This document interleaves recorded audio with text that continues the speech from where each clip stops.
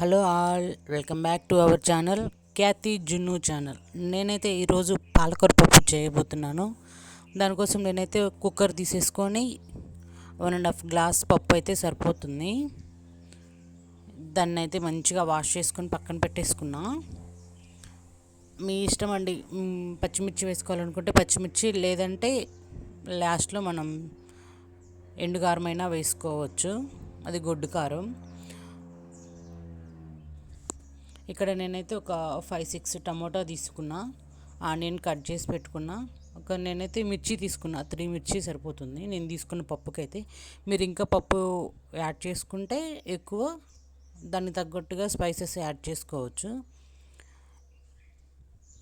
నేనైతే పాలకూరలో టమోటా కూడా యాడ్ చేస్తాను. కొంతమంది కిడ్నీలో స్టోన్స్ వస్తే అది ఇది అంటారు, కానీ నేను ఎప్పుడు యాడ్ చేసే తింటా. అచ్చం పాలకూర వేసి నాకైతే నచ్చదు. నెక్స్ట్ అయితే ఆ పప్పులో, వాష్ చేసుకున్న పప్పులోనైతే నేను కట్ చేసుకున్న ఇంగ్రీడియంట్స్ అన్నీ వేసేసుకున్నా. నెక్స్ట్ కొంచెం టామరిండ్ కూడా వేసుకున్నా తగినంత. నేను ఇక్కడ పాలకూర అయితే 2 కట్టలు తీసుకొని మంచిగా వాష్ చేసుకున్నా. అది వాష్ చేసుకున్న పాలకూరని మంచిగా మంచిగా స్మాల్ పీసెస్గా కట్ చేసుకొని ఆ పప్పులో యాడ్ చేసుకోవాలి. పాలకూరలో మనకి ఎన్నో పోషకాలు ఉంటాయి. లైక్ మన రక్తహీనత ఉన్న, కాల్షియం అన్నీ ఇందులోనే ఉంటుంది. ఆకుకూరల కల్లా బెస్ట్ ఏంది అంటే పాలకూర. నేనైతే వీక్లీ వన్స్ చేస్తాను. మా జున్ను చిన్నప్పుడు ఒక 7-8 మంత్స్ ఉన్నప్పుడైతే పాలకూర అచ్చం బాయిల్ చేసేసి అది మిక్సీ పట్టేసి ప్యూరీ లాగా చేసి పెట్టేదాన్ని. బ్లడ్ అయితే మంచిగా పడుతుంది. బ్లడ్ లేని వాళ్ళు మస్ట్ అండ్ షుడ్గా దీన్ని అయితే యూజ్ చేసుకోవచ్చు. ఈ కట్ చేసుకున్న పాలకూరను అయితే ఆ పప్పులో యాడ్ చేసుకొని దాంట్లో తగినన్ని వాటర్ అయితే పోసుకున్నా. నెక్స్ట్ అది టర్మరిక్, కొంచెం సాల్ట్, కొంచెం ఆయిల్ వేస్తే ఏంటంటే తొందరగా ఉడికిపోతుంది పప్పు. మనం దీన్నైతే రోటీలోకి, రైస్లోకి చాలా చాలా బాగుంటుంది. మనం ఎక్కడైనా హోటల్కి వెళ్ళినా సరే, ఇక్కడ తెలంగాణలో అయితే కంపల్సరీ ఈ పప్పు అయితే రోటీలోకి ఇస్తారు. అవన్నీ యాడ్ చేసుకున్న తర్వాత ఇంకా కుక్కర్ అయితే మూత పెట్టేసి స్టవ్ ఆన్ చేసి పెట్టేసుకోవాలి. ఒక 5-6 విజిల్స్ అయితే మెత్తగా ఉడికిపోతుంది. మెత్తగా ఉడికితేనే చాలా టేస్ట్ వస్తుంది.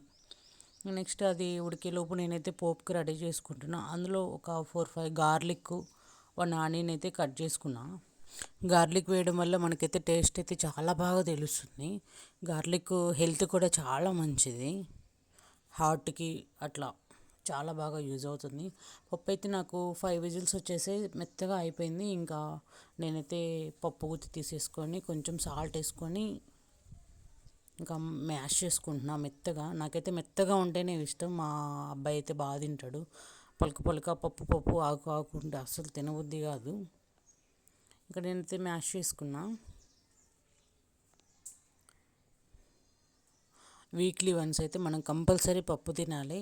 చికెన్ ఎట్లా తింటామో పప్పు కూడా అట్లనే తినాలి, ప్రోటీన్ ఫుడ్ కదా. నెక్స్ట్ నేనైతే పప్పుకి పోపు పెట్టేస్తున్నా. ఒక కడాయి తీసుకొని దాంట్లో ఒక కప్పు ఆయిల్ అయితే వేసుకొని పోపు ఐటమ్స్ అన్నీ వేసుకున్నా. ఇంకా ఎండుమిర్చి, ఆనియను, గార్లిక్, కొంచెం కరివేపాకు వేసేసుకొని ఫ్రై చేసుకోవాలి. ఒక ఫన్నీ ఇన్సిడెంట్ అయితే చెప్తాను ఈ పోపు అయిపోయేలోపు, మీకు బోరు కొట్టకుండా. నేనైతే ఒకసారి మా హస్బెండ్ మైసూర్ బోండా చేయమంటే చేశాను. మంచిగా యూట్యూబ్లో చూసి అయితే చేశా, కానీ అదైతే ఫెయిల్ అయింది. అవైతే ఏదో బొగ్గుల్లాగా నల్లగా అయిపోయి షేప్ రాకుండా అట్లట్లాగో అసలు తలుచుకుంటేనే భయం వేస్తుంది, ఆ టైప్ వచ్చేసాయి. కానీ మా వాళ్ళకి ఇంట్లో మైసూర్ బోండా అంటేనే ఇష్టం. ఎప్పుడైనా తినాలనిపించినప్పుడు బయటికి వెళ్ళేసి తెచ్చుకుంటారు. ఇంకా నేనైతే ఎప్పుడైనా నేను ఇంట్లో చేస్తా కదా, చేసేదా అంటే వాళ్ళు దండం పెట్టేస్తారు నాకైతే. సర్లే, నాకైతే రెస్ట్ దొరికేసింది కదా, మీతో పాటు నాకు కూడా తీసుకురండి అని చెప్పేసి నేనైతే ఓకే అని చెప్పేస్తాను. నేను ఈ పాలకూరను అయితే ఈ కందిపప్పు బదులు పెసరపప్పు వేసి కూడా చేస్తాను. అది కూడా టేస్ట్ అయితే ఈ కందిపప్పు కంటే పెసరపప్పు చాలా టేస్ట్ ఉంటుంది, కానీ అది తక్కువ మాత్రమే తినగలం. అది రోటీలోకి అయితే పర్ఫెక్ట్ ఉంటుంది, రైస్లోకి అయితే అంత నచ్చదు మా ఇంట్లో వాళ్ళకి. మేమైతే రీసెంట్గా చికెన్ ఎక్కువ తినకూడదు అంటున్నారని చెప్పేసి మేమైతే ఇంట్లో కొంచెం వెజ్ ఎక్కువ వాడుతున్నాం. ఒక 2 వీక్స్ వరకు అయింది. అంతేనండి. ఇది మనం పోపు అయితే అయిపోయిన తర్వాత మంచిగా ఆనియన్ అన్నీ ఫ్రై అయిన తర్వాత ఈ మ్యాష్ చేసుకున్న పాలకూర పప్పుని మనం ఆ పోపులో వేసేసుకోవాలి. నేనైతే సిమ్లో పెట్టుకొని ఒక 10 మినిట్స్ వరకు ఉడికించుకుంటా. అప్పుడే దాంట్లో ఉన్న ఫ్లేవర్స్ అన్నీ మంచిగా అన్నిటికీ పట్టేసి చాలా టేస్ట్ వస్తుంది, మంచి స్మెల్ కూడా వస్తుంది. ఇప్పుడు పప్పు అయితే ఆ స్మెల్ మీకు వస్తే బాగుండు అన్నట్టు అనిపిస్తుంది నాకు. మీరు కూడా ఇంట్లో ట్రై చేయండి మస్ట్ అండ్ షుడ్గా. ఇలా ఏదైనా ఆకుకూర పప్పు అట్లా చేసుకున్నప్పుడు ఆఫ్టర్నూన్ లంచ్కి అయితే మేము రైస్ అయితే తినేస్తాం. నైట్ ఆ పప్పులోకి అయితే పుల్కా కానీ చపాతీ కానీ చేసేసుకొని అందులోకి అయితే మంచిగా తినేస్తాం. అట్లానే పప్పు అయితే సేల్ అవుతుంది, లేకపోతే మిగిలిపోతుంది మా ఇంట్లో. లాస్ట్లో కొంచెం కొత్తిమీర అయితే వేసుకొని సర్వ్ చేసుకోవాలి. నేనైతే ఇక్కడ కొంచెం వాటర్ పోసేసుకున్నా. దానివల్ల ఏంటంటే మనకి కొంచెం 5-10 మినిట్స్ సిమ్లో పెట్టుకొని ఉడికించుకోవడం వల్ల ఆ పప్పు అనేది కొంచెం గ్రే గ్రేవీ టైప్లో అవుతుంది, లేదంటే బాగా తిక్కుగా అయిపోతుంది అన్నమాట. సో అట్లా కొంచెం వాటర్గా ఉన్నప్పుడే మనం ఉడికించుకోవాలి. గట్టిగా ఉడికించుకుంటే అది ఇంకా ముద్దపప్పులాగా అయిపోతుంది.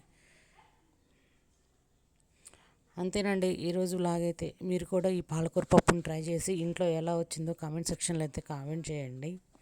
ప్లీజ్ లైక్ చేయండి, సబ్స్క్రైబ్ చేసుకోండి అండ్ షేర్ చేయండి.